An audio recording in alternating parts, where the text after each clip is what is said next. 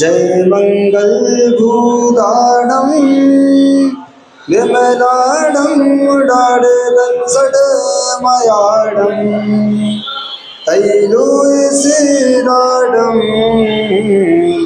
रमोसया सप्तसिद्धाडं इंद्रसदवन्द्याडं युवडिद मधुरविशदवाक्काडं अन्तातीतगुडाडं रमोचिडाडं चिदभवाडं रमो हरिहन्ताडं रमो सिद्धाडं रमो आयजीयाडं रमो छायाडं रमो सपसामूलम। जय बोलो अनंतानंद परम सिद्ध भगवान की, देवादिदेव खजरट मूलक मुनि सुब्रतनाथ भगवान की, परम पूज भट्टाचार्य भगवान वर्धमान सागर जी महाराज जी की, परम पूज गणाचार्य भगवान विराट सागर जी महाराज जी की, परम पूज भट्टाचार्य भगवान विशुद्ध सागर जी महाराज की, आज पर्यूषण पर्व की अंतिम तीर्थेश भगवान वर्धमान स्वामी के शासन में हम सभी विराजते हैं। तीर्थंकर जिनेन्द्र की पीयूष देशना जिनेन्द्र वाणी मनीषियो जगत कल्याणी है। यह सर्वज्ञ शासन नमोस्तु शासन जयवंत हो वीतराग श्रवण संस्कृति। भगवत अरहत परमेश्वर तीर्थंकर जिनेश्वर देव ने जगती के संपूर्ण प्राणियों को वस्तु के वस्तुत्व का सत्यार्थ बोध प्रदान किया है। ज्ञानियों, जैन धर्म में प्रभावना नाम का एक अंग है। सम्यक दर्शन के जो 8 अंग बताए, निसंकेत, निकांचित, निर्विचिकित्सा, उद्मोहन, वात्सल और प्रभावना, ऐसे 8 अंगों में एक प्रभावना नाम का अंग भी बताया। अंतिम जो 8 अंगों में अंग उसका नाम है प्रभावना अंग। तो जैन धर्म की प्रभावना हम अपने स्तर में रहकर कैसे कर सकते हैं, इस बारे में हमें विचार करना है। जैन धर्म की आप बड़ी प्रभावना नहीं कर पाओ तो आप ये तो सोचो कि हम सम्यक दृष्टि हैं, तो हमसे जो बन सके वो प्रभावना तो हम करें। तो जैन धर्म के जो मूल 3 सिद्धांत है, जरूरी नहीं है कि आपको जैन धर्म की प्रभावना के लिए पैसे की जरूरत हो, धन की जरूरत हो। यदि ऐसा हो गया तो जो धनवान है वही धर्म की प्रभावना कर पाएगा, लेकिन जैन धर्म की प्रभावना के लिए आपको धन की जरूरत नहीं है। कोई व्यक्ति गरीब भी है वो भी जैन धर्म की प्रभावना कर सकता है। कर सकता कि नहीं? कैसे करेगा? यदि कोई व्यक्ति सफर करने जा रहा है, ट्रेन में सफर कर रहा है और शाम हुई 5 बजे और उस व्यक्ति ने अपना टिफिन खोला और शाम को भोजन करना प्रारंभ कर दिया, तो आसपास जितने डिब्बे में बैठे होंगे लोग वो क्या समझेंगे? वो समझ जाएंगे कि जरूर कोई व्यक्ति ये जैन होगा, तभी शाम को भोजन कर रहा है। आप रेलवे स्टेशन में थे और आपको प्यास लगी, आपने नल का पानी भी भरा, तो क्या किया? पहले उस नल में छन्ना लगा दिया, उसके बाद बोतल में पानी भरा। 50 लोगों ने देखा, वो अपने आप समझ जाएगा कि जरूर कोई व्यक्ति ये कौन होगा? जैन होगा। क्यों? ये जैन की पहचान है। तो हमने उस व्यक्ति ने कोई पैसे खर्च किए क्या?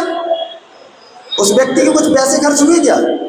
कुछ भी खर्च नहीं हुआ, लेकिन जैन धर्म की प्रभावना कितने लोगों के बीच में हो गई कि नहीं हो गई?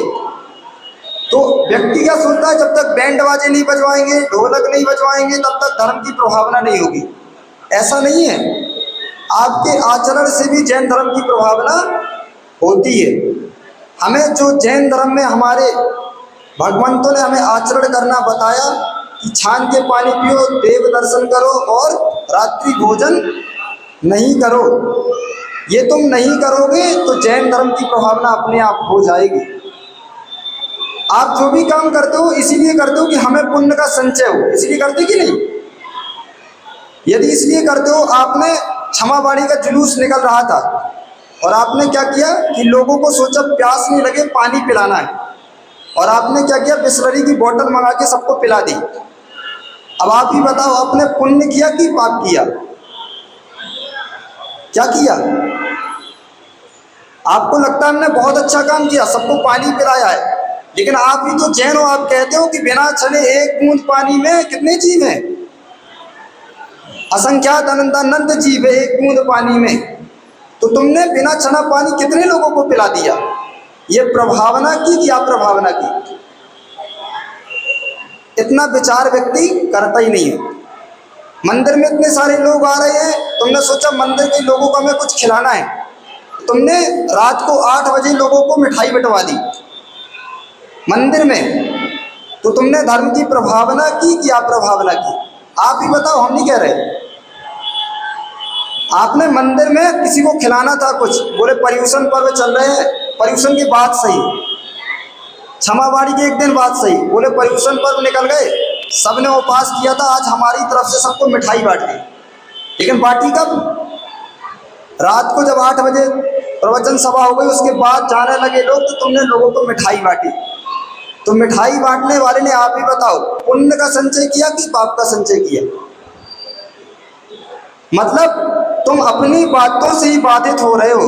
एक तरफ तुम कहते हो रात्रि भोजन करना पाप है, बिना छना पानी पीना पाप है, तुम ही सबको पिला रहे हो, तो तुम ही रात को खिला रहे हो, पुण्य कहाँ से हो गया? इसलिए यदि पिलाने के भाव है तो ठंडा मटका रखना, छान के पानी सबको पिलाना। और ये जैन धर्म की प्रभावना होगी।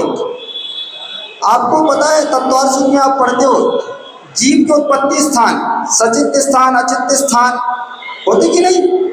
तो आप घर में जो कपड़े यूज करते हो, माताओं की आदत होती है कि रोटी में ढाकने वाला छन्ना किसे बनाएंगी?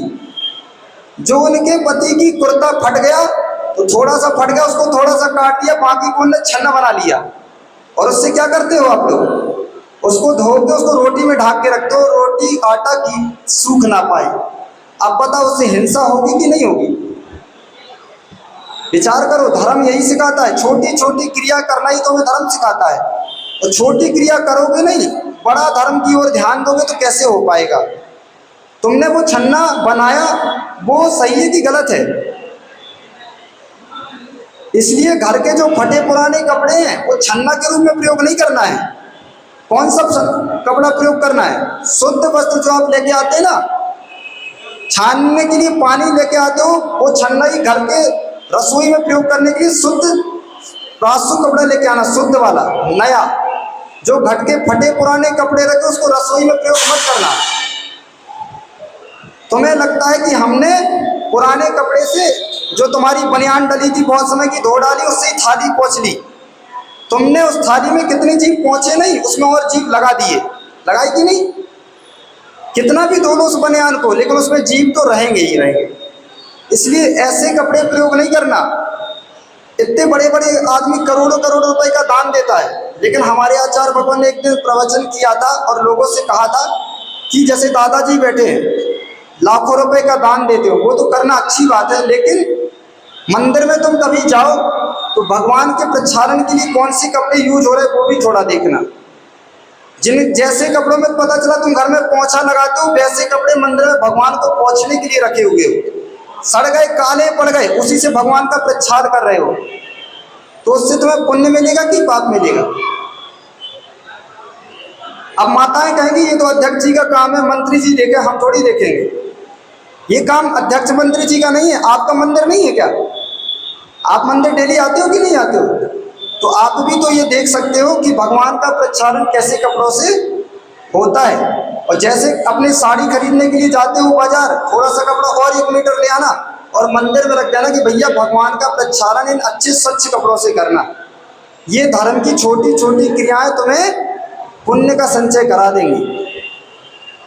उत्तम त्याग धर्म का दिन है आज, है कि नहीं? आपने उत्तम क्षमा, मार्दव, आर्जव, शौच, सत्य, संयम, त्याग, तप सब देख लिया। आज का दिन है उत्तम त्याग धर्म का दिन है। त्याग कहते किसको है? त्याग करने के बाद तुम्हारे मन में उस वस्तु के प्रति कोई ख्याल नहीं आए, उसका नाम होता है त्याग। त्यागो दानम। जो वस्तु तुमने त्याग दी उसी के बारे में सोच रहे हो कि हमने इतना दान दिया, हमने दान दिया तो हमारा नाम लिखना चाहिए। जब तक नाम नहीं लिखेगा तब अब तक हम दान ही नहीं देंगे। बोल भी दिया तो कमेटी वालों से कहते हो तो पहले हमारे नाम का क्या लगाओ, नाम का मार्बल लगाओ, उसके बाद हम दान देंगे, नहीं तो नहीं देने वाले।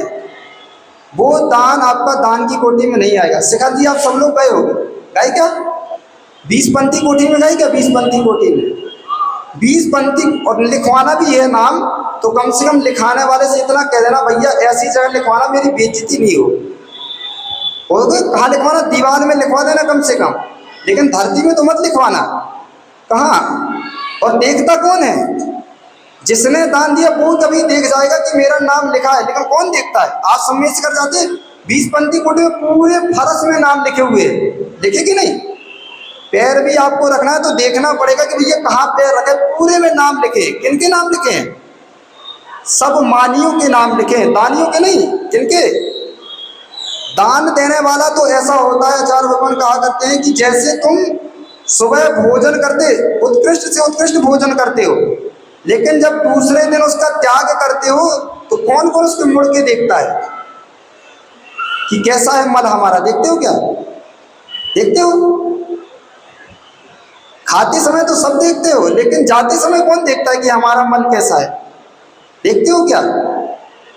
उसका नाम है, जैसे मल का विसर्जन करते हो तुम उस पर दृष्टि नहीं डालते हो, ऐसे ही दान किया जाता है। जो द्रव्य तुमने दान दे दिया उस पर तुम्हारी दृष्टि नहीं गई तो वो दान दान संज्ञा कहलाएगी। यदि बार बार तुम्हारी दृष्टि उसी पर जा रही है तो वो दान दान संज्ञा नहीं कहलाएगी। अभी तुमने दिया ही कहाँ है? एक व्यक्ति को वैराग्य हो गया, वो एक मुनिराज के पास दीक्षा लेने के लिए पहुंचा। उसने महाराज से कहा, महाराज मुझे वैराग्य हो गया, मुझे दीक्षा प्रदान करो। महाराज ने उससे पूछा कि तुम भैया घर से क्या छोड़ के आए हो? वो बोलता है मैं सब कुछ छोड़ के आ गया, धन छोड़ आया, अपनी स्त्री को छोड़ आया, बच्चों को छोड़ आया, अपने मकान को छोड़ आया। तो महाराज ने कहा ठीक है, अच्छी बात है, अभी तुम थोड़े दिन के लिए घर जाओ, 10 दिन बाद 20 दिन बाद आना, उसके बाद तुम्हें देखते दीक्षा देने के लिए। ठीक है, चला गया वो घर। फिर 10 दिन बाद घर के लिए आया, फिर बोला महाराज आपने बोला था 20 दिन हो गए, अब तो मुझे दीक्षा दे दो। महाराज ने कहा अब क्या छोड़ के आए तुम? फिर वही बोलता है महाराज मैं तो सब छोड़ कर आ गया, घर भी छोड़ आया, अपने बच्चों को भी छोड़ आया, अपनी पत्नी को भी छोड़ आया, महल भी छोड़ आया, सब कुछ तो छोड़ दिया। महाराज ने बोला थोड़ी और अभी घर में जाकर साधना करो, थोड़े दिन बाद आना। अब गुरु तो गुरु होता है, चेला चेला होता है, वो समझा नहीं कि गुरु जी क्या चाह रहे हैं। चेला ठीक है, वो कुछ दिन के लिए फिर चला गया। अब घर में जाकर उसने साधना करना प्रारंभ किया। तीसरी बार पुनः वो कहाँ पहुंचा? फिर गुरु जी के पास पहुंचा और बोला महाराज अब तो 1 महीना हो गए, अब तो मुझे दीक्षा दे दो। अब महाराज ने फिर उससे वही क्वेश्चन पूछा। क्या पूछा?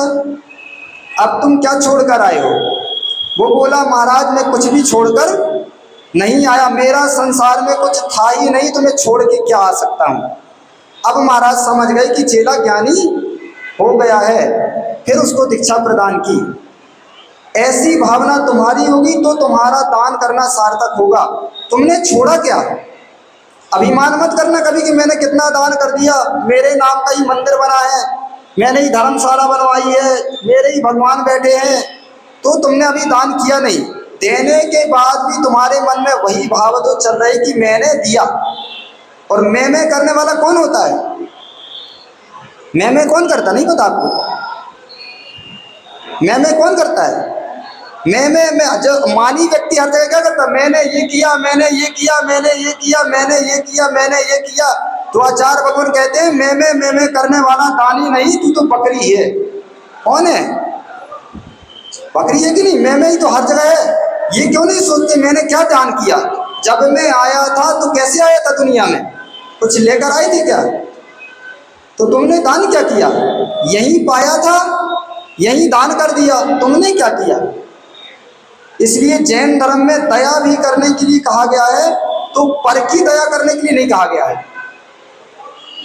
देखो, आप पर पे दया करोगे तो तुम्हें अहंकार आएगा कि मैंने इस पर, कोई व्यक्ति विपत्ति में था, तुमने उसकी मदद कर दी, तो जब वो व्यक्ति सही हो जाएगा तो तुम कहेगा ध्यान भूल गए क्या, जब तुम संकट में थे मैंने ही तुम्हारा कष्ट दूर किया था। तो तुम्हें क्या आएगा, अहंकार आएगा। तो जैन धर्म में जो दान कहा गया है, जो त्याग कहा गया है, जो दया कही गई है, वो पर के लिए नहीं की जाती है। तुम्हें लगता है कि हमने पर की दया की, लेकिन सच्ची दया कैसे, सच्ची दया क्या कहलाती है? तुमने किसी व्यक्ति को दुखी देखा, उसको दुखित देखकर तुम्हारे मन में दुख प्रारंभ हुआ, दया समझो, दया क्या होती है। तुमने किसी को दुखी देखा, तुम्हारे मन में उसको देखकर दया भाव जागृत हुआ कि नहीं? यदि नहीं हुआ तो तुम धर्मात्मा ही नहीं हो, क्योंकि धर्म का मूल ही क्या है, धम्मो दया विशुद्धो। जो दया से विशुद्ध है वही वास्तविक धर्मात्मा है। तो जो व्यक्ति ने दूसरे को दुखी देखा, हमारे मन में दुख उत्पन्न हुआ, तो हमने जो उसकी दया की करते हम दिख रहे हैं, उसकी दया नहीं कर रहे हैं। उसका दुख देख के हमारे मन में जो दुख हुआ था, उस दुख को दूर करने के लिए हम उस पर दया कर रहे हैं। उसकी दया दूर नहीं, उस पर दया नहीं कर रहे हैं। किस पे कर रहे हैं? समझ में आ रहा क्या बोल रहे हो? दया जो कर रहे हो, किस पे कर रहे हो? उस व्यक्ति पर नहीं कर रहे हो, उसको देखकर तुम्हारे मन में, हृदय में जो दुख हुआ था, उस दुख को दूर करने के लिए उसके दुख को दूर कर रहे हो। इसका नाम वास्तविक दया है। और ऐसी सोच के दया करोगे तो तुम्हारे मन में कभी अहंकार आएगा ही नहीं। क्यों? क्योंकि हमने पर के ऊपर तो दया की नहीं, हमने तो किस पर दया की थी? अपने पर दया की थी। तो आचार्य भगवान हमें समझा रहे हैं कि उत्तम त्याग धर्म होता क्या है। निष्कांक्षित भाव से अपनी वस्तु का त्याग कर देना, उसका नाम दान होता है। और पूर्वाचार्यों ने हमारे 4 प्रकार का दान कहा। कौन कौन सा? औषध, शास्त्र, अभय, आहारा। ये 4 ही जैन धर्म में जिनागम में दान बताए। इसके अलावा लोक में आप जो भी दान देखते हो, वो दान संज्ञा को प्राप्त नहीं होते हैं। और कौन से दान आप सुनते हो? बोले गौ दान कर दी, कन्या दान कर दी, रक्त दान कर दिया, शरीर दान कर दिया। ये दान संज्ञा में नहीं आते हैं। आते हैं क्या? जिसने जैन धर्म को अच्छे से पढ़ा होगा उसको पता होगा कि रक्त दान करना भी दान नहीं है। दान तो 4 ही है। दान 4 प्रकार, 4 संग को दीजिए। तो औषध, शास्त्र, अभय, आहारा, यही 4 प्रकार के दान हैं। रक्त दान कोई दान नहीं है। लौकिक आप सोचो कि आपको किसी को कष्ट दूर करने के लिए तुमने दान किया, वो तुम्हारा बेटर है। लेकिन धर्म के साथ तुम सोचो कि हमने दान दिया, वो दान नहीं कहलाएगा। और माताएं तो क्या करती हैं? घर में सबको भोजन बनाया, सबको भोजन करा दिया, और 4 रोटी बच गई तो रख दी। और जब वो कल दूसरे दिन फफूंदी लग गई तो बोले कि गाय को दान कर दो। कब किया दान? यदि दान करना ही था तो शाम को जो बची थी उसको क्यों नहीं खिलाया गाय को? जब दूसरे दिन फफूंदी लग गई तब बोले कि गाय को दान कर दो, दान 10 को खिला दो। बोले पड़ोसी के बच्चे को खिला दो। तो खुद अच्छा खा लो और सामने वाले को कैसा खिला दो? जिसमें फफूंदी लग गई, वस्तु खराब हो गई तो दूसरे को दे दी, और तो उसको भी तुम क्या कहते हो कि दान कर दी। वो दान कहलाएगा क्या? नरक के 4 द्वारों में पहला द्वार आचार्य भगवान अमृतचंद स्वामी ने पुरुषार्थ सिद्धि उपाय ग्रंथ में लिखा है, चत्वारा नरक द्वारा। नरक के 4 द्वार गिनाए। उस नरक के 4 द्वारों में पहला द्वार कौन है पता है आपको? दादी को पता होगा। कौन सा दादी? अचार खाना, मुरब्बा खाना, ये नरक का पहला द्वार है। क्या? अचार खाना, मुरब्बा खाना, उसकी मर्यादा जो है, उसके बाहर का तुम खा रहे हो तो उसकी मां संज्ञा कही गई है। पुरुषार्थ सिद्धि उपाय ग्रंथ में आचार्य भगवान अमृतचंद स्वामी ने लिखा है कि अचार खाना, मुरब्बा खाना नरक का पहला द्वार है। क्यों? क्योंकि उसकी मर्यादा 24 घंटे की है। उसके बाहर होते ही उसमें त्रस जीव उत्पन्न हो जाते हैं, और जो खाते होंगे उसको पता होगा जितना पुराना अचार होता है उतना ही स्वादिष्ट होता है कि नहीं? स्वादिष्ट क्यों हो गया? वो जितने जीव की उत्पत्ति होगी उतना ही स्वादिष्ट हो जाता है। वो आपको जीव के स्वाद में तो लगेगा, लेकिन नरक भी लेकर आपको कौन जाएगा? वही अचार खाने वाला जीव ही भविष्य में नरक जाएगा। तो हम नरक के दुखों से तो बचना चाहते हैं, लेकिन पाप के कार्यों से बचना नहीं चाहते हैं। ऐसा कैसे होगा?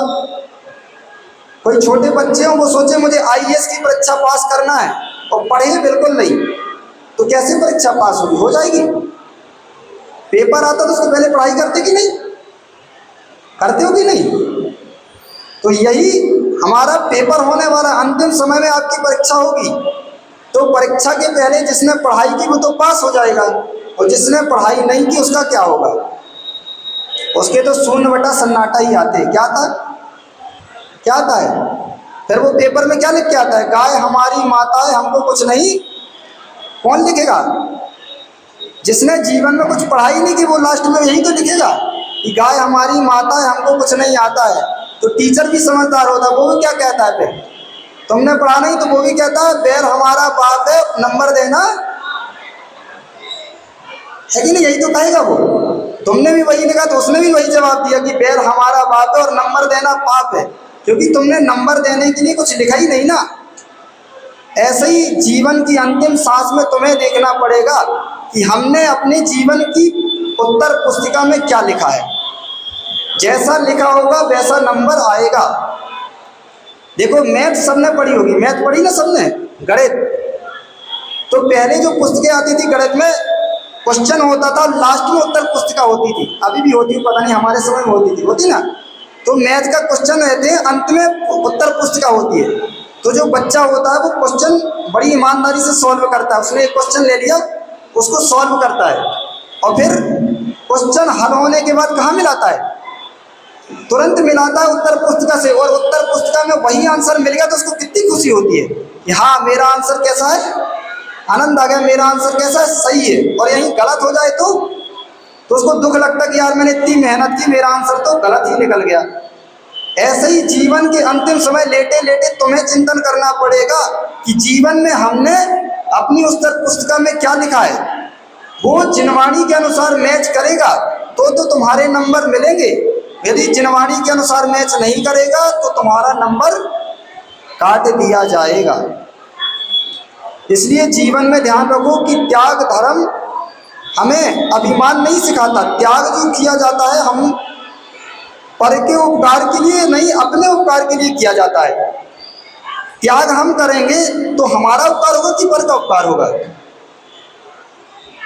आप सोचो, त्याग करने वाला व्यक्ति हो जाए लेकिन कोई लेने वाला नहीं हो तो त्याग करोगे? दान दोगे किसको तुम? तो दान देने वाला भी तुम्हारे लिए कैसा है? आदर करने के लिए उसका अपमान मत करना कि देखो तू लेने आ गया, तू छोटा है। छोटा नहीं है वो, तुमसे बड़ा है। लेने वाला तुम्हें कोई मिल गया तो तुमसे बड़ा है वो। यदि वो नहीं होता तो तुम दान देते किसको? एक आचार्य परमेष्ठी संघ में पढ़ाते हैं अपने संघ को, यदि शिष्य नहीं होंगे तो पढ़ाएंगे किसको? तो पढ़ने वाले ने गुरु के ऊपर उपकार किया कि नहीं? यदि पढ़ने वाला नहीं होगा तो गुरु पढ़ाएगा किसको? तो गुरु वही होता है जो स्वीकार करता है कि हमने तो तुम्हें ज्ञान दिया लेकिन तुम भी हमारे ज्ञान देने में सहयोगी बने हो। इसका नाम है परस्पर उपग्रहो जीवानाम। एक दूसरे में हम परस्पर का उपकार करें। तो 4 प्रकार का दान तो आप जानते होंगे, लेकिन एक जैन धर्म में आचार्यों ने समदत्ती दान भी कहा है। कौन सा? समदत्ती दान के बारे में सुना क्या आप लोगों ने? समदत्ती दान नहीं सुना कभी? दादाजी समदत्ती दान के बारे में सुना क्या? क्या होता समदत्ती दान? समदत्ती दान कहता है कि जीवन में तुम अपने पर को तो दान खूब देते हो, लेकिन तुम्हारा कोई बड़ा कारोबार है, बहुत बड़े कारोबारी हो, तुम करोड़पति अरबपति आदमी हो, और तुम्हारी समाज में कोई व्यक्ति गरीब हो तो तुम उसको पैसे मत दो। पैसे दोगे तो वो काम करना छोड़ देगा। पैसे नहीं देना है, क्या करना है उसको? तुम काम तो दे सकते हो कि नहीं? काम दोगे तो तुम्हारे धर्म का ये व्यक्ति काम में लग जाएगा, उसका भी कल्याण होगा। ऐसी सोच रखते हो क्या आप लोग? आप अन्य समाज के लोगों को अपने कारोबार में उस काम दे दोगे, लेकिन कोई व्यक्ति जैन आ जाए तो उसको आप काम नहीं दोगे, तो आपने अभी दान देना सीखा कहाँ? तो समदत्ती दान कहता है कि जैसे हम पर को काम देते हैं वैसे अपनी समाज के उद्धार के लिए भी अपने समाज के लोगों को ऊपर उठाओ। इसका नाम है क्या? समदत्ती दान। और समदत्ती दान नहीं करोगे तो तुम्हारी समाज पिछड़ जाएगी, और पिछड़ जाएगी तुम्हारी समाज तो तुम्हारा भविष्य में अस्तित्व कैसे बचेगा? बचेगा कि क्या? खत्म ही हो जाएगी जैन समाज। तो ये समदत्ती दान भी, हमें इस पर भी ध्यान देना है कि अन्न को काम देने की अपेक्षा हम अपनी समाज के लोगों को ऊपर उठाएं। आपके पास सामर्थ्य है तो दान, दान कैसे रूप में दो? उसको काम देकर दान दो, ये भी एक दान है। ज्ञान दान भी दान है। ज्ञान दान है कि नहीं? पैसे का दान तो आपने खूब सुना, लेकिन अरिहंत भगवान भी दान देते हैं। देते हैं क्या अरिहंत भगवान दान? अरिहंत भगवान दान देते कि नहीं? मुनिराज भी दान देते हैं। तो आप कहोगे मुनिराज के पास क्या, पिच्छी और कमंडल और शास्त्र, वो क्या दान देंगे? दान देते कि नहीं मुनिराज? दान कौन सा दान देते? हाँ, तो जिसके पास जो होता है वही तो दान देगा। मुनिराज के पास क्या है? उनके पास ज्ञान है, तो वो लोगों को ज्ञान दान दे रहे हैं, वो भी दान कहलाता है। अरिहंत भगवान जो समो सरल से लोगों को दिव्य दीक्षिणा दे रहे हैं, वो उनका छाये का वह दान है कि नहीं? जिनवाड़ी में लिखा है छाये का वह दान, कि तीर्थंकर भगवान भी जगत के जीवों को छाये का वह दान देते हैं। तो मतलब दान की परंपरा आज से नहीं है, अनादिकाल से दान की परंपरा चली आ रही है। लेकिन दान में पूजा में आप पढ़ते, दान दे मन हर्ष विषेक है। दान देते समय रोना आ जाए तो वो दान संज्ञा कमेटी वाले, तुमने बोल दिया उत्साह में भैया 1,01,000 रुपए बोल दी, अब कमेटी वाले 10 बार चक्कर लगा रहे कि भैया अपना पैसा तो दे दो, अब देने में रो रहे हो। फिर तो ऐसा लगता है कि कट्टा लेके कमेटी वाले पहुंच गए, तो लगता है कट्टा लेके आ गया हमारे लिए, लगता है कि नहीं? क्यों? तुमने दान खुश होके दिया था तो तुम आनंद से दोगे। और जबरदस्ती का दान ऐसा होता है कि जब कट्टा लेके कमेटी वाले पहुंचते हैं तो उसको लगता है कट्टा आ गया। कट्टा भी जानते ना? कट्टा क्या होता है? पिस्तौल। तो वो उनको वो पर्चा वाला पट्टा कट्टा जैसा ही लगता है कि मारने आ गया मुझे। तो आचार्य भगवान कहते हैं दान उसी का नाम है जो तुम्हारे पास समय जितना है उससे दान करो। अपनी सामर्थ्य के अनुसार ज्यादा दान बोलो ही नहीं जितनी तुम्हारी सामर्थ्य नहीं, कि तुम बाद में दे नहीं सको। और एक दान की प्रथा और चली है, वो भी आपको ध्यान देना होगा कि बोली बोल रही थी, किसी व्यक्ति के पास आज पैसा नहीं था, कमेटी वालों को लेना था, उन्होंने कहा भैया तुम बोल दो 10 साल में दे देना, देते रहना जब तक तुम्हारी उम्र है, तब तक देते रहना। इसका नाम दान है ही नहीं। देखो हमारे गुरु जी तो मंच से यही बोलते हैं आज तक, दान उसी का नाम है जो हर्षित होकर तुरंत दे दिया जाए। हमने आज बोला आज ही दे दिया मंदिर में, उसका नाम दान। अब वो एक बोझ हो गया, साल भर के लिए किस्त बन गई तुम्हारी की हर महीने तुम्हें 5,000 रुपए देना है, तो क्या किस्त चुका रहे हो क्या? उसमें तुम्हें खुशी होगी क्या? तो पूजा में तो आप पढ़ दिया दान दे मन हर्ष में सेके। हर्ष जब पहली बार दिया था तो हर्ष हुआ था, दूसरी बार देने में रोना आता है। तो ऐसा दान मत दो कि हम 5 साल में देते रहेंगे। पता है क्या तुम्हें कि आज हमारी आयु है, 5 साल बाद हम जीवंत रहेंगे कि नहीं रहेंगे? किसको पता है? और यदि तुम बिना दिए ही चले गए फिर? इसलिए आचार्य भगवान ने कहा कि जो समय तुम्हारे पास जितना, एक रोटी है ना, एक रोटी के 4 टुकड़े करना, 1 टुकड़ा दान कर देना, तत्काल कर दो, वो दान कहलाएगा। लेकिन तुम बोला हम भविष्य में देते रहेंगे देते रहेंगे देते रहेंगे, किस्त बांधी, वो दान होता नहीं, क्योंकि उसको दान देने में आनंद आता नहीं। और 4 दान में सबसे बड़ा दान आचार्य भगवंतों ने आहार दान को कहा है। क्यों कहा आहार दान को? आप खुद देखना, आप करोड़ों रुपए दान कर देना, उसमें जो आनंद नहीं आता है। कोई मुनिराज, कोई त्यागी व्यक्ति आपके गांव शहर में आए, उसको अच्छा भोजन करा देना, आपको हृदय में आनंद आता है। इसलिए लाखों के दान आप नहीं दे पाओ तो मत देना, लेकिन कोई त्यागी वृत्ति मुनिराज आपके नगर में आए, उनका चौका जरूर लगाना और उनके आहार निरंतराय कराना, उसमें जो आनंद आता है वो वास्तविक दान होता है। और आपके उसी आहार दान में 4 दान निहित होते हैं। आहार दान दिया तो उसमें औसत दान भी हो गया। औसत खाता कौन है? जिसमें उल्टा सीधा खाएगा, बीमारी हो जाएगी तो औसत खाएगा।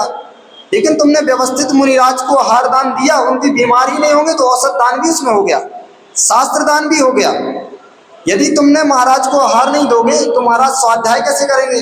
और स्वाध्याय नहीं करेंगे तो ज्ञानी कैसे बनेंगे? तो ज्ञानी नहीं बनेंगे तो तुम्हें ज्ञान दान कैसे देंगे? तो औसत शास्त्र दान भी हो गया। उनके स्वाध्याय में तुम्हारा भोजन सहयोगी बना, इसलिए तुम्हारे आहार दान में ही शास्त्र दान भी हो गया।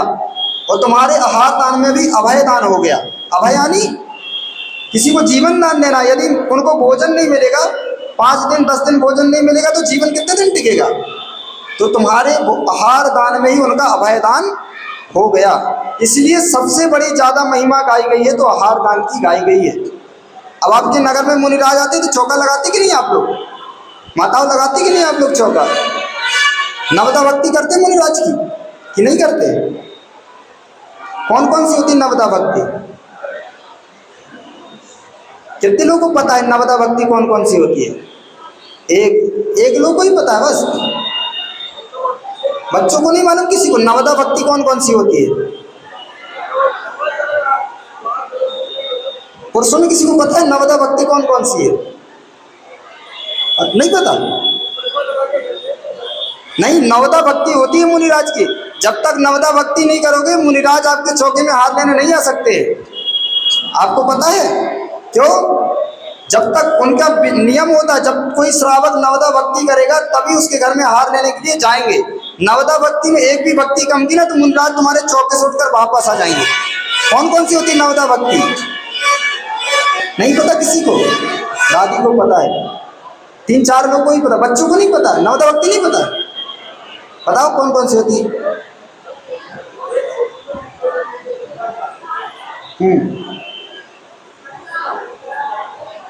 स्वाध्याय, वहाँ चौके में स्वाध्याय होता है क्या?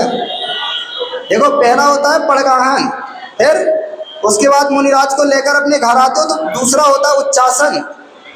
पहले उच्चासन दोगे ना कि पहले बाद में उच्चारण करोगे? पहला पड़गाहन, फिर अपने घर में लेके आओगे मुनिराज को, उनको उच्चासन दोगे, ये दूसरा हो गया उच्चासन। फिर उसके बाद क्या करते हो? थाली लेकर आते हो, मुनिराज के पाद प्रक्षालन कराते हो। तो पड़गाहन, उच्चासन, पाद प्रक्षालन। उसके बाद क्या करते हो? पूजन। पूजन हो गई। फिर मन शुद्धि, वचन शुद्धि, काय शुद्धि, आहार जल की शुद्धि, ये तुम्हारी। और फिर प्रणाम लास्ट में, नमोस्तु बोलते ना, मन शुद्धि, वचन शुद्धि, काय शुद्धि, आहार जल शुद्धि, नमोस्तु महाराज जी, प्रणाम करना। ऐसी नवदा भक्ति के साथ मुनिराज तुमसे आहार ग्रहण करते हैं। और नवदा भक्ति नहीं करोगे तो मुनिराज तुमसे आहार नहीं ले सकते। तो नवदा भक्ति तो करना है, वो तुम्हारी सबसे बड़ी भक्ति है। श्रावक के आचार्य भगवान कुंद कुंद स्वामी ने 2 ही मुख्य कर्तव्य बताए हैं। दानम पूया मुखम सावय धम्मेण साव्या तेड़ बिड़ा। क्या लिख रहा है? रैण सार में आचार्य भगवान कुंद कुंद स्वामी ने लिखा है, दानम पूया मुखम सावय धम्मेण साव्या तेड़ बिड़ा, कि श्रावक वही है जो दान करता है और पूजा करता है। यदि दान पूजा नहीं करता है वो श्रावक धर्म को प्राप्त, कहने के तो श्रावक हो जाओगे, भैया हम श्रावक हैं, लेकिन श्रावक तुम तभी कहलाओगे जब दान करते हो और पूजन करते हो। दान पूजन नहीं करते तो आप कहने के श्रावक हो, लेकिन श्रावक हो नहीं। पूजा आपके लिए हो गई, दान में पर और सौ दोनों का उपकार हो गया। तो त्याग धर्म के दिन हम यही अपने जीवन में अंगीकार करें कि हम जो हमारे पूर्वाचार्यों ने दान की महिमा बताई, हम ये सोचें कि पैसा हमारे काम नहीं आएगा, जो हम दान दे देंगे वो अगले जन्म की हमारी व्यवस्था हो गई। इस जन्म तुम्हारे पास है, इसी जन्म ही भोग कर लिया तो उसको पाप करने का कारण हो गया। जो दान कर दिया तुमने अगले जन्म के लिए अपनी व्यवस्था कर ली। तो इंद्रिय भोगों में सुख नहीं है। आप मेरा भावना में पढ़ते ना, जो संसार विषय सुख होता तीर्थंकर क्यों त्यागे, काहे को शिव साधन करते संयम सो अनुरागे। क्या करे? यदि भोगों में ही सुख होता तो तीर्थंकर जैसे जीवों के पास, चक्रवर्ती जीवों के पास कौन सी भोग सामग्री में कमी थी? चक्रवर्ती के पास 96,000 रानियां होती हैं, 96,000 रानियों को भी सड़ी तिनके के समान छोड़कर चला जाता है। और आज का व्यक्ति अपनी एक रानी को नहीं छोड़ पा रहा है। कितनी रानी आज के जमाने में? एक व्यक्ति के पास एक ही रानी तो है, एक रानी को भी छोड़ना कठिन है। लेकिन सोचो, चक्रवर्ती तीर्थंकर के त्याग की महिमा को, जिनने इतनी सारी रानियों को, 18 करोड़ घोड़े को, 84 लाख हाथी को और अपने चक्ररत्न का सब वैभव का त्याग करके, क्यों? क्योंकि उनको उस वैभव में सुख नहीं दिखा था, उनको वैभव में सुख दिख रहा था। इसलिए हम अपने जीवन में चिंतन करें कि ये वैभव हमारे सुख का कारण नहीं बनेगा। जब तक हम वैभव नहीं हो जाएंगे तब तक हमें आत्मा का सच्चा आनंद प्राप्त नहीं हो सकता है। तो यही उत्तम त्याग धर्म के दिन हमें सीखना है कि त्याग करो, मान का भी त्याग करो, त्याग का भी त्याग कर दो। जो तुमने त्याग किया है उसको मन से भी त्याग कर दो कि मैंने त्याग किया है, इसी का नाम वास्तविक त्याग है। इसी मंगल भावना के साथ भगवान महावीर स्वामी की, परम पूज्य पट्टाचार्य भगवान विशुद्ध सागर जी महाराज की जय। जिनवाणी है सारे जगत में, जिनवाणी है सारे, ये जिनवाणी मोक्ष निशानी, ये जिनवाणी मोक्ष निशानी, यही